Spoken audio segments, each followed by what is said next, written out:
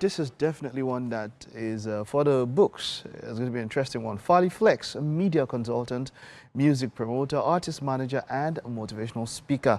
Best known for being a judge on the reality television series Canadian Idol. Recipient of the Bob Marley Day Award. Wow. A Harry Jerome Award, Urban Music Association of Canada's Special Achievement, and Media Personality of the Year Awards. He was inducted into the Scarborough Walk of Fame. That's quite a lot. I guess if I had continued to spend all this time and all of that. But that's because you're 62. 62 and going on 25. Wonderful, wonderful, wonderful. When I get to 62, I'd love to be as sprightly as you are. I appreciate that, brother. I appreciate wonderful, wonderful. Great to have you here.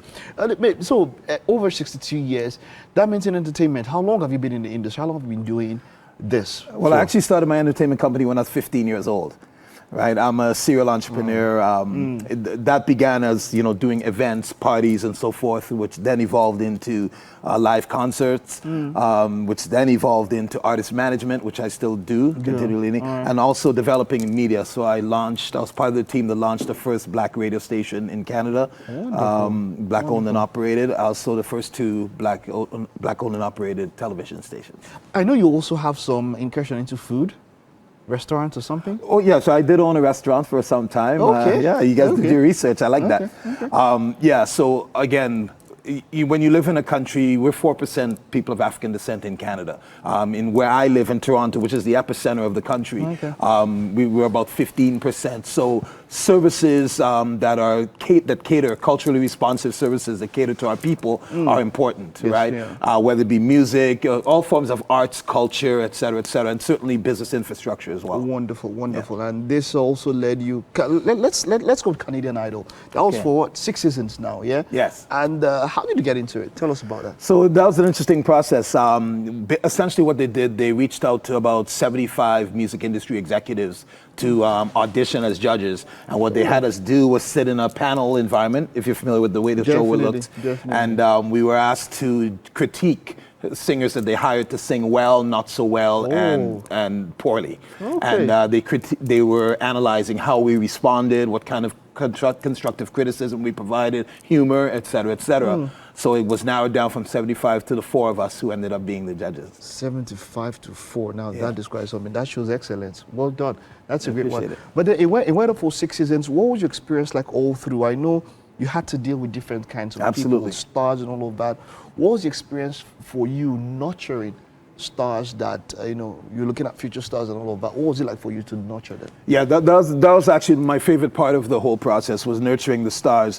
One of the things fundamentally with reality television is it's ordinary people doing extraordinary things and extraordinary people doing ordinary things. Okay, that's the essence. Say that again. So reality television, all those different genres of it are ordinary people doing extraordinary things, or extraordinary people doing ordinary things. Okay. So in this case, this was ordinary people trying to do something extraordinary. What was interesting on Canadian Idol, though, based on what I said about the population breakdown for people of African descent, is that the two, in year one, the two individuals who came second and fourth were both people of African descent. But interestingly enough, based on the infrastructure of the music industry, the major record labels had no interest in the two black people that did very well, which was problematic for me, which is what inspired me to establish my record label, to then ingratiate and support, to your point about nurturing, support extreme talent that was not given the support of the existing industry as it stood. So as an entrepreneur, what I did was establish a label, sign both of those artists to my label, did relatively well with them. And that further established my management company, which I was doing for a couple of decades even before that. And then I began to be recognized as someone who could cultivate talent, recognize talent, market talent, and bring. Wonderful. Now you said something about how they reacted to those winners. That means you've seen the evolution of music in the Canadian music scene. Globally, quite frankly. Okay, let's talk about the evolution. Is it still that same way in Canada now? Has it evolved? Is there a better reception to, as it were, music from sort of those minority represented, races there in Canada now? That's a great question. So now with the advent of, I guess you could say, the evolution of the internet, there are no barriers to music anymore. So you can have an artist from Lagos being very successful in a city or country, city like Toronto or a country like Canada. So what Canadian artists now recognize is that their opportunity is not geographically limited in any way. Wonderful.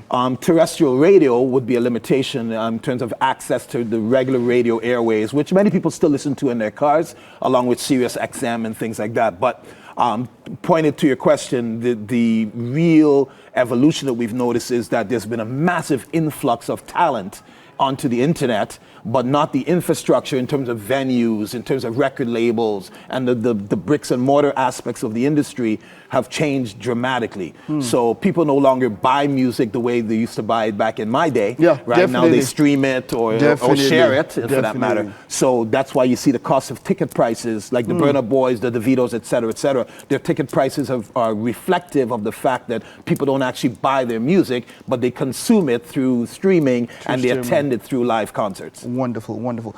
Now you are in Nigeria here. You also have an Afrobeat artist who you manage. Correct. Let's talk about that. Okay, so our company that is executing all of that business is Expand Entertainment.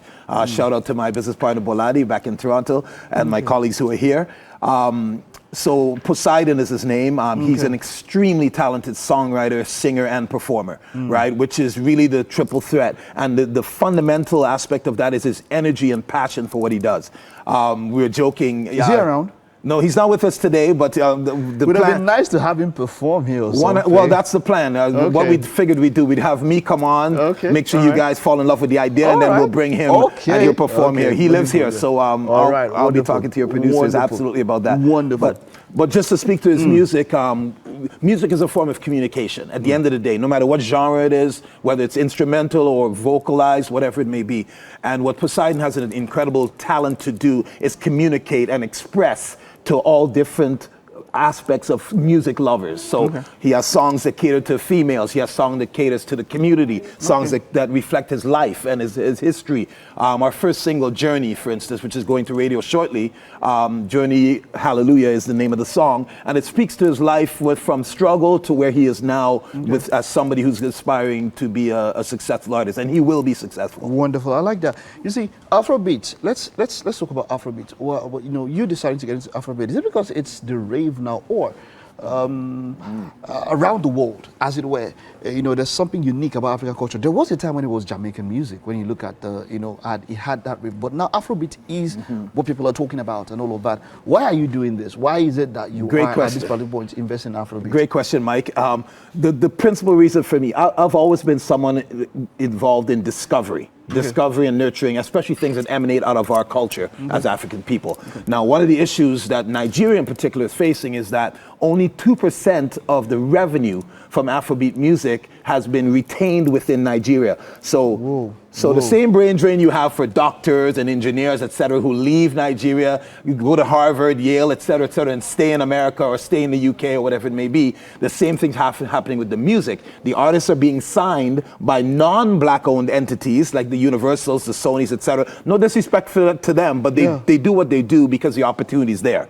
But what I'm here to do is really impart upon domestic business people to say there needs to be an infrastructure and government, an infrastructure to develop and nurture not just the performers, it's the people who are the infrastructure of the industry. So the publicists, the managers, the merchandisers, the marketing people, the social media managers.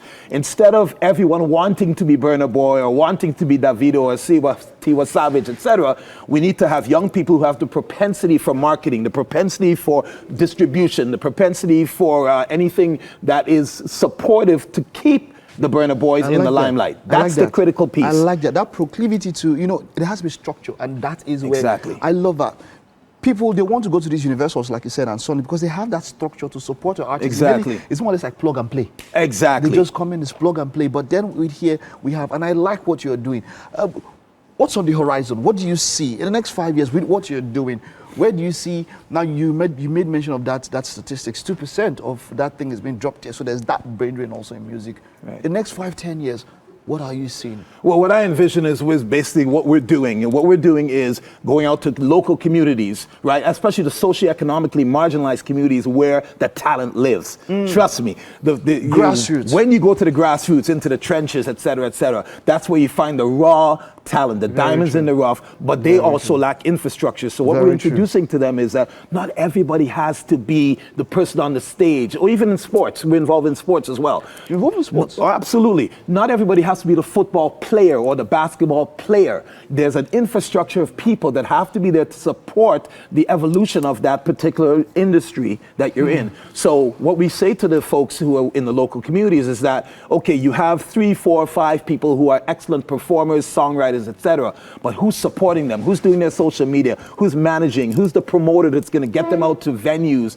etc.? Who owns the venues? You know what I'm saying? And instead of what I noticed with Nigeria and many developing parts of the African diaspora is that we think more top down. Right? Everybody wants the big picture now. You need to build from the foundation, just like building a home. And I say that a lot, that we look like Johnny Bravo. Exactly. They're like this. But that ecosystem, I love what you're saying there, ensuring and reaching the ecosystem so that you know that you can also be a referee, you can also be a match trainer. There's 100%. Not just about being a star. There's a whole ecosystem that supports this talent. You're doing a great job. 100%. And you know, you look at LeBron James or Beyonce, they have a staff of 150 people. They're the only ones that sing and play basketball. Right? Everybody else has, like you said, a proclivity to do something else based on their personal background, which I call IPS, their interests, their personality traits, and their skill sets. Wonderful. When you decide that and figure that out, that becomes your GPS, which navigates you to where you belong in industry. I like that. Now, that's the motivational speaker talking there. Yeah, that's a side of me that I can't hold back. I love that part. I love that part. This is all of us here wishing you the best. You are doing something remarkable. And we like that you're doing this. It's not every time that you get encouraged or something like that, but we want to encourage you and say, come on, thank you very much. Just keep doing what you're doing. And we have some big projects coming up here in Nigeria. So you want to talk about them? Yeah, we'll definitely keep you guys posted, and I'll be back quite often as well. So we're looking forward to that. Well, we have, you were part of, we saw what was happening in the kitchen. Yeah, we have some food for you. You said you love Amala. Now that's what you've got. Oh, yesterday was a glorious day, my friend. Okay, I love that. Maybe tell me a bit about Canadian food. What's unique about Canadian food? What Canadian food for black people is influenced by their Caribbean heritage primarily, and now new continental Africans moving in, migrating to Canada. So, from a diaspora perspective, you know, we have pilau, which is our rice and peas, which is could be aligned with jollof rice, for instance. Right? In terms of jerk chicken, you've probably heard of. Definitely. Like Jamaica, pound for pound, is probably the most influential country on the planet. It's 2.5 million people, and everybody loves their music, their food, their culture, dreadlocks, whatever it may be, right? Definitely. So the food is very much influenced by that. But standard Canadian colonizer food, if you want to call it that, hamburgers, fries. Let's head over to the kitchen now. Let's get you something that is quite standard with us in Nigeria, but we have variety here. I always complain that there's not so much variety, but for Nigerian food, we do have variety. Sounds good. All right, let's check it out.